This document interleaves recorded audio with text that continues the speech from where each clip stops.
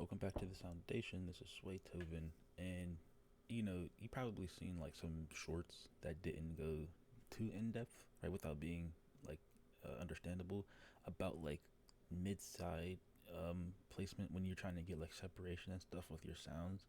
So I'm gonna like go over it real quick. You only need three plugins. An equalizer that can actually do mid-side equalization. Pro Q3 is one. I don't know any other ones, but I'm pretty sure there's like a free one out there. You need a stereo imager and you need a reverb plugin. You need a reverb plugin because that is going to manipulate the stereo image on the stereo field on the stereo because the stereo image is going to be on the mastered channel. Reverb plugin, I'm just going to put it on a bus. All right, so like I can put other things to it if I wanted to later on down, and the equalizer is going to be on the instrument track where the instrument is on, so we can hear the melody real quick. There's nothing crazy. I'm actually going to make sure there's nothing else on here. Make sure this isn't routed to anything.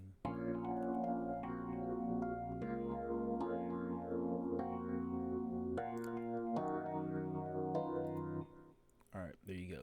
Now, I uh like done it multiple times, so I could put the imager on after I do this or before, but I'm gonna put it on now because like I don't really care. I don't think it matters if you mix in stereo or mono. I think mixing in stereo is way better. But when you do mix in stereo, and I think you can get a free stereo imager from Ozone, by the way, you have to make sure the input mode is on MS. All right, I'm pretty sure everything will have that too. And if you want to see the output, you can put it on MS, the information, the stuff, but input mode MS. All right, so you can actually, so it actually works. All right, and it sounds like this. It just sounds a little bit louder.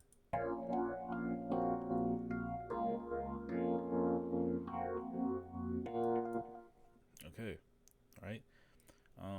And then most likely you would think from what you've heard before that if I use an equalizer and just boost the highs, right, that creates that more spaces because you know it sounds more high up here and not necessarily. That's not how it works. So maybe what you've seen if you've peeped it real quick is that these equalizers that need to go into mid-side mode. Pro Q3 is in mid-side mode. It's usually on left-right mode, right? But you come down here to the bottom, right, where it says 100% in decibel. You go to this circle, go right here where it says LR, and just click it to mid-side. All right. Um, and just how we have mid-side mode in our stereo imager. Okay. Uh, and I put the phase on linear phase.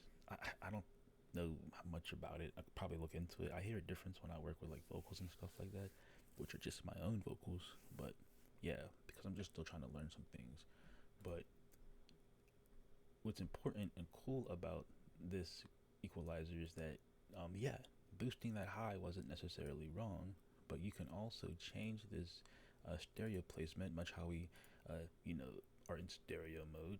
This to side. All right, but before we get there, I'm gonna tell you why we would do that. So, in order to manipulate this stereo field, right, the side frequencies or even the mid frequencies, reverb. So, there's free reverbs that come with your stuff, but I'm just gonna add this one that I got.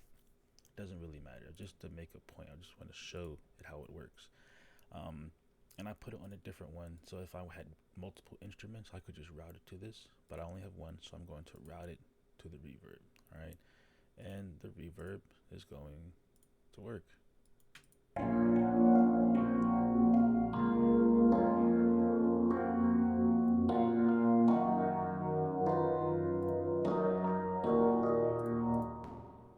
There you go. I know it doesn't sound beautiful, but the reason why I routed it like that, and I'm pretty sure there's different ways, is that I'm going to decrease the drive volume to the master.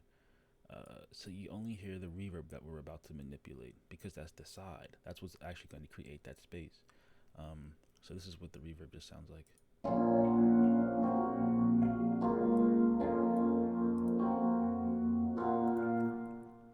The reason why we know that is because the instrument is routed to this one automatically puts the output to 100% wet. You can't turn it off. Doesn't really, but um, now the thing about that is I wanted you to hear the difference of like just turning this up right now like this, and it might be loud. Maybe I'll turn this down a little bit.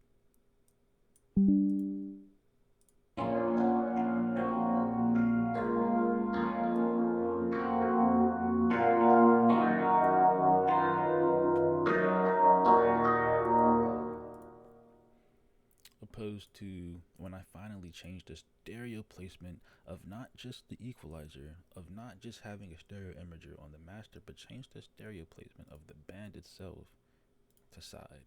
All right, because that's what I want to manipulate. All right, the reverb creates that side manipulation pretty much, or side information. Um, so maybe I do want to turn the side up right here,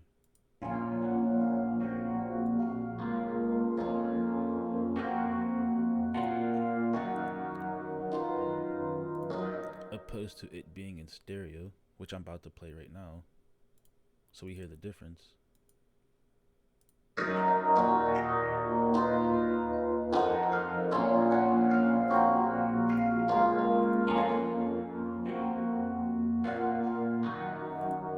I'm hoping you heard a difference in at least the volume, because that's what we did change, right? But we didn't change the high frequency. Like we can make another band, we can change the stereo placement to mid, and we can hit the harder frequencies, you know.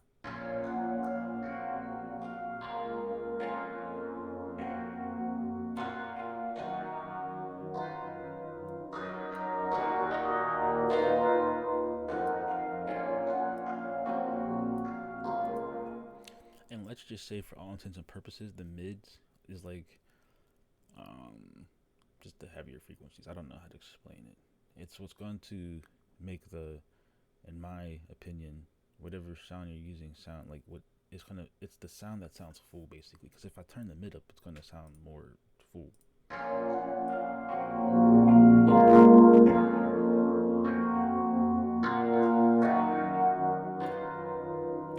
Because there's separation in between it, right? If I let this mid meet this side, it's as if we just stayed in stereo, basically, right? There's no point of separating it. Which is funny is because if I go back to here and if I make this back to stereo placement, right? There's a feature on Q3, uh, this little scissor right here, right? I can just cut this and it says left and right, all right? Which is not what I want to do. I put it on like side and cut it, it'll put it to mid, right? But we're not working in left and right, we're working in mid stereo, you know what I'm saying? So it's just like we can turn down this heavy frequency, raise up those ethereal ones, so to speak, the reverby ones.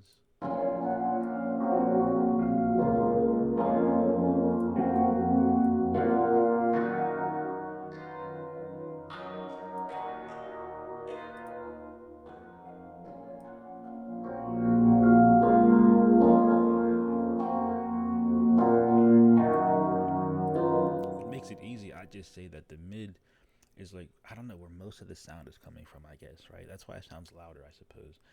The reverb makes stuff sounds a little distant and softer, so it's just, I don't know if I'm explaining it well enough. I'm still figuring out myself too, though, I suppose. But I mean, that's pretty much like how that goes. You know what I'm saying? Like if you when you start playing with it, you'll hear the difference. All right, especially when you have other instruments. Right, especially when you start panning it. And this was still in the dry signal. Like I should probably turn the send down to the reverb, turn the dry signal up.